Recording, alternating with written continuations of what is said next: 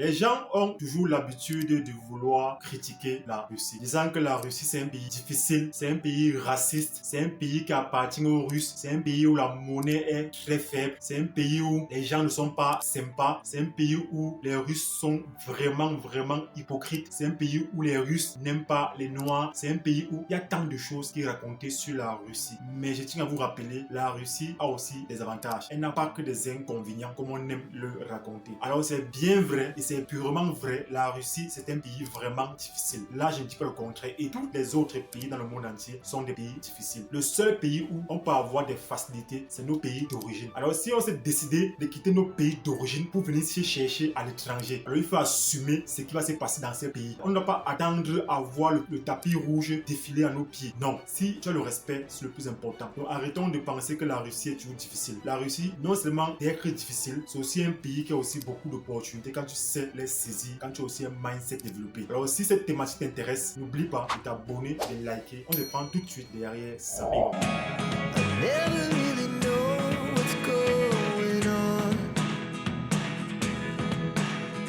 Big up à toi, moi c'est Stéphane. Si c'est pour la première fois que tu me rencontres, alors je te souhaite la bienvenue sur ma chaîne Connaître la Russie. Ici, je te parle de tout ce qui concerne la Russie et les universités et les formations universitaires en Russie. Dans cette vidéo, je veux parler d'un thème vraiment important. Pourquoi la Russie est considérée d'un pays difficile pour les Africains? Ou pourquoi les gens disent que la Russie c'est un pays difficile? Pourquoi c'est pas facile de devenir riche facilement en Russie? Pourquoi c'est vraiment difficile? Vous devez savoir un truc, c'est qu'en Russie, on a différentes catégories de personnes. Il y a des gens qui sont venus ici pour étudier. Il y a des gens qui sont venus ici pour se chercher. Il y a des gens qui sont venus ici voulant étudier et se chercher, sont devenus sans papier. Ces trois types de personnes ont des discours carrément contraires et différents sur la Russie. Chaque type de personne va te donner un exemple ou un critique de la Russie, ce qui est purement vrai. La Russie, c'est un pays difficile. Il y a même ceux qui sont venus ici avec le visa touristique ou le visa visiteur et sont devenus par la suite sans papier. Ils vont aussi critiquer la Russie. Tous vont critiquer la Russie et leur critique, elle est vraiment vraie. Pourquoi? La Russie, c'est un pays difficile. Je vais prendre juste un exemple simple sur des étudiants et des sans-papiers. Un étudiant qui décide de quitter son pays pour venir en Russie, étudier et se chercher en même temps. Ça veut dire que cet étudiant doit payer lui-même sa scolarité. Et la scolarité en Russie, elle est vraiment chère. Vous voyez, elle est vraiment chère. Tout va dépendre aussi des villes et des universités. Prenons l'exemple simple pour détailler ou pour montrer la Russie, c'est un pays difficile. Je prends l'exemple d'un étudiant dont sa scolarité coûte environ 130 000 roubles. Essayez de convertir, vous allez voir combien ça fait. 130 000 roubles. Il doit payer ces 130 000 roubles, c'est un an, c'est divisé par 2, c'est-à-dire 65 000 roubles par semestre. Il doit payer chaque semestre 65 000 roubles. Comment est-ce qu'il va se décider ou comment est-ce qu'il va s'arranger à pouvoir payer ce montant de scolarité? Car je vous rappelle, elle est vraiment beaucoup et tu es obligé de le payer, sinon tu serais exmatriculé de l'université et chassé de l'université et ton visa ne serait pas prolongé. Alors, pour un étudiant qui sait que c'est lui-même qui va payer sa scolarité, automatiquement va commencer à travailler. Il va commencer à travailler et il va aussi aller à l'école en même temps. Prenons le cas majeur où il gagne 40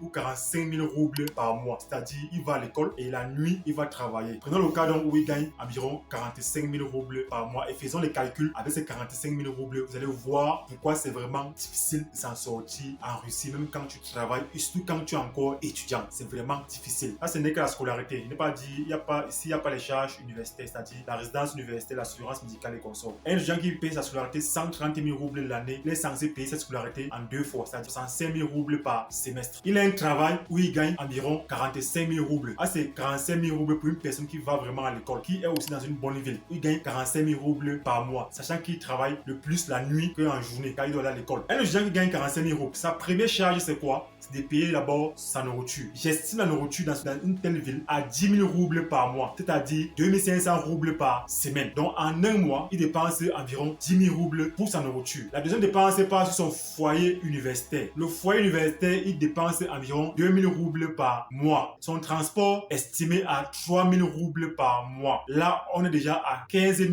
roubles en un mois. Dans 45 000 roubles, quand tu retires il y a 15 000 roubles, ça reste 30 000 roubles. Retirons encore 5 000 roubles pour ses besoins personnels, donc ses envies. Et retirons encore 5 000 roubles dans le cas où il veut envoyer l'argent à la famille dans son pays d'origine. Donc, ça va le rester environ 20 000 roubles comme épargne. Les 20 000 roubles, il est censé payer sa scolarité du premier semestre qui est de 65 000 roubles. Estimons qu'en 3 mois, il parvient à payer le premier semestre qui est de 65 000 euros. Et le second semestre, encore ne que 3 mois. Ça veut dire qu'en 6 mois, il a payé une année scolaire et le reste d'année qu'il va travailler, c'est l'argent qui part dans ses poches. Il y a un plus, il y a un avantage. Car tous les mois, il va juste retirer 10 000, plus 3 000 son transport, plus 2 000 sa résidence universitaire. Vous voyez que s'il continue et a payé sa scolarité de 130 000 roubles au cours de 6 mois, l'argent qui va continuer à travailler, il serait capable de mettre tous les fins du mois 20 000 ou 25 000 de côté comme épargne pendant encore 6 mois. Car les 6 premiers mois, il a pu payer ses études et les 6 autres derniers mois, il va pouvoir épargner environ 2500 roubles x 6. Ça, c'est ce qu'il va épargner. L'argent qui va rester dans sa poche ayant à payer sa scolarité. Il va faire ça pendant 1 an ou pendant 2 ans, je ne sais pas trop. Ça veut dire qu'au cours de 6 mois, il aurait épargné 120 000 roubles en vivant toujours à la résidence universitaire et en consommant environ 10 000 roubles par mois. Il va le faire pendant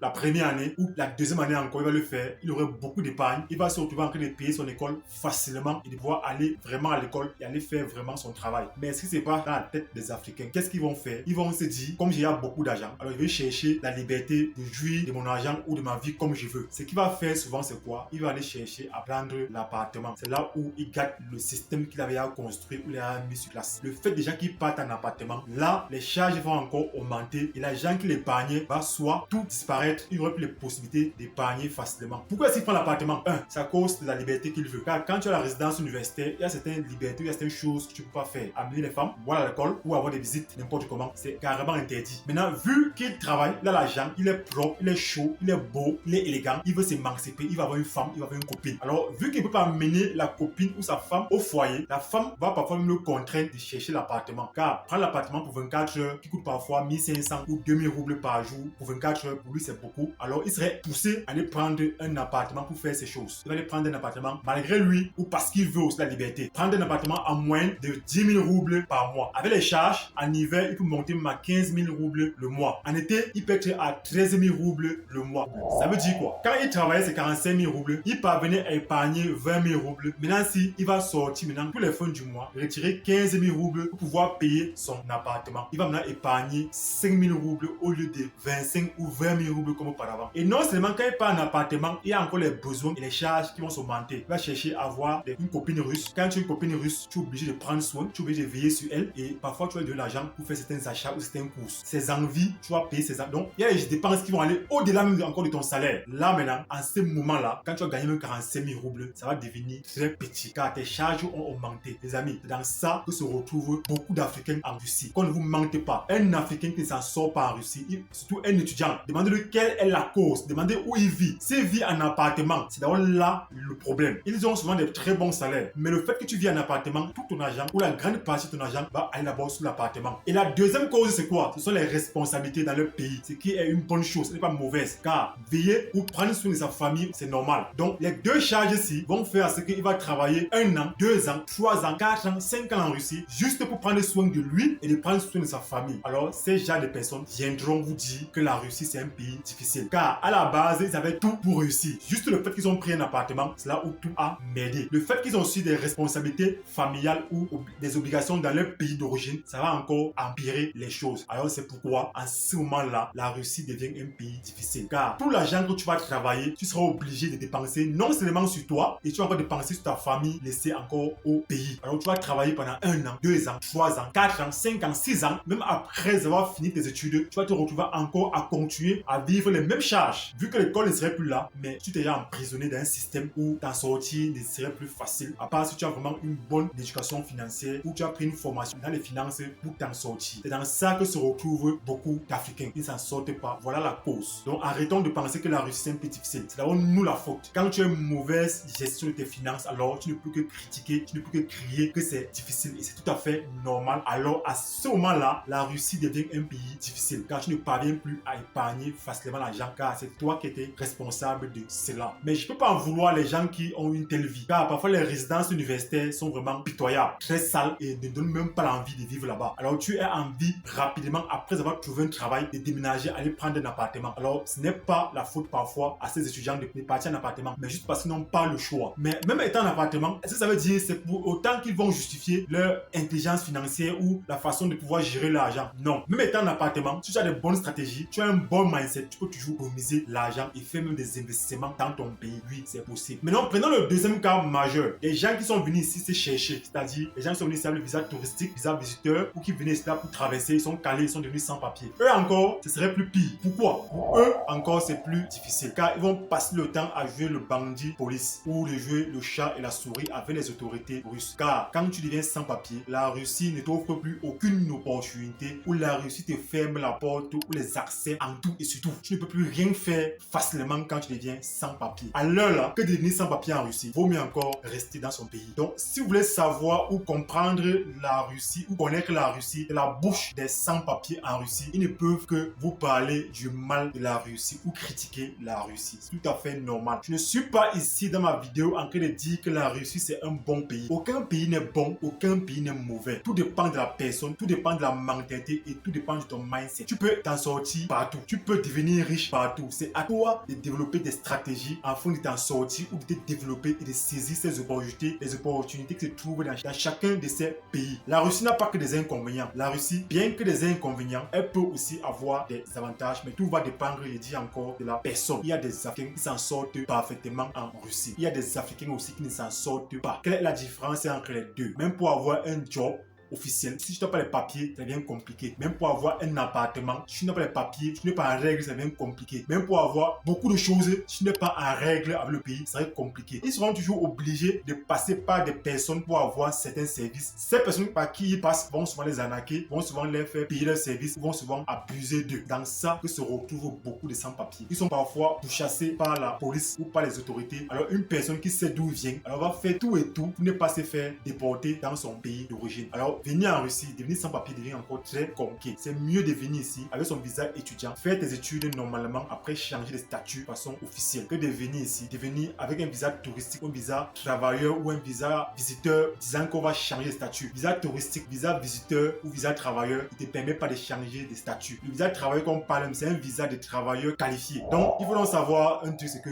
la Russie, malgré son côté négatif, elle peut aussi avoir des côtés positifs. On a tendance à vouloir toujours critiquer, mais il faut apprendre à regarder le bon côté des choses. Si on a quitté nos pays d'origine, c'est parce que là-bas, on ne s'en sortait pas. Arriver dans un pays comme la Russie, venir se permettre de critiquer. Alors, ça ne sert à rien de critiquer. Si ça ne va pas, porte tes pieds et tu rentres chez toi. Si tu vois que chez toi était mieux ou est mieux, alors va chez toi. Ou si tu vois que tu as les moyens ou les possibilités de migrer vers un autre pays étant en Russie, alors fais-le. C'est possible. Ces ambassades étrangères qui sont ouvertes en Russie sont ouvertes pour tout le monde, pas seulement pour les Russes. À la base, il faut juste être à jour en Russie, pouvoir prendre un visa pour un autre pays. Si tu as les moyens, tu peux le faire. Mais ça sert à rien de rester ici et de critiquer. Je suis contre le fait des gens qui critiquent. Ils vont passer le temps à dire que la Russie c'est un pays fermé. Je pose toujours la question. Si la Russie c'est un pays fermé, ton pays d'où tu viens, est-ce que c'est un pays ouvert? Non, ce n'est pas un pays ouvert. Alors si tu es venu ici, alors assume ton choix et encaisse ce que tu vis vraiment. Mais si une personne qui a un bon mindset, tu dois apprendre à faire des choses autrement et à t'en sortir. Plein de gens s'en sortent ici. Il n'y a pas que des critiques, il n'y a pas que de mauvais côtés. La Russie c'est un pays difficile. Pourquoi? Parce que ça cause nos choix ou nos erreurs qu'on a commis à la base. Ça s'est compliqué et ça s'est retourné contre nous. Alors on ne peut que critiquer la Russie dans ces cas. Je parle ici des étudiants qui sont arrivés en Russie, qui ont commencé l'école, ont trouvé un job, après ont augmenté leurs charges et subitement la Russie est devenue compliquée pour eux de s'en sortir facilement. Dans ces cas, il devient difficile de s'en sortir en Russie. Dans le cas encore où tu deviens sans papier, c'est encore plus compliqué de s'en sortir. Alors la meilleure façon de venir en Russie, d'être à jour. Mais la meilleure façon de se développer en Russie, c'est de se réinventer, d'apprendre à réapprendre les choses, à faire autre chose, développer d'autres compétences et vivre des expériences qui vont te permettre de te développer, de t'émanciper. C'est le seul moyen pour s'en sortir en Russie. Vous allez voir les gens qui arrivent ici là, ils s'enferment dans une bulle, ils s'enferment dans les carapaces, qui gardent le même système de vie, la même façon de faire, la même façon de penser que dans leur pays d'origine. Ils veulent avoir des résultats positifs. Il ne sert à rien de faire les choses de la même façon chaque jour et en s'attendant aux résultats différents, comme le disait Einstein. Les Africains qui arrivent sur place et refusent de se former, refusent d'apprendre d'autres compétences ou d'autres vivre leurs propres expériences, mais c'est permet de critiquer à tort et à travers. Quel que soit le pays où tu es, tu peux t'en sortir. Si ça ne va pas, tu t'en sors pas, vaut mieux rentrer chez soi que de critiquer.